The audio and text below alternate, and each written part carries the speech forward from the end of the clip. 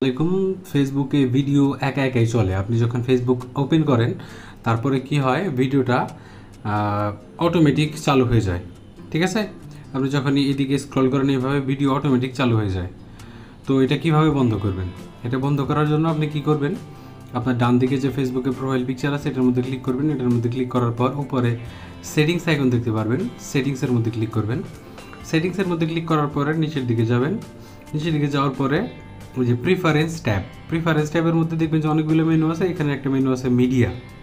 তো মিডিয়ার মধ্যে ক্লিক করতে হবে। মিডিয়ার মধ্যে ক্লিক করার পরে এখানে আমরা একটা সেকশন পাবো হচ্ছে অটো প্লের জায়গায় দেখতে পাচ্ছেন যে তিনটা অপশন, সেটা হচ্ছে on mobile data and wifi. এখানে টিক মার্ক দেওয়া আছে, তার মানে যখন মোবাইল ডাটা থাকবে আপনার অন করা অথবা ওয়াইফাইয়ের সাথে কানেক্টেড থাকবে আপনার মোবাইল, তখন কিন্তু ভিডিও অটোমেটিক প্লে হবে।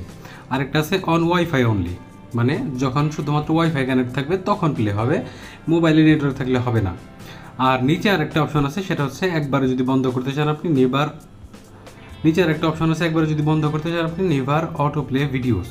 আপনার ওয়াইফাই থাক অথবা মোবাইল ডাটা থাক, কোনো সময় ভিডিও অটোমেটিক প্লে হবে না। এবং এই অপশনটাই সিলেক্ট করা বেটার।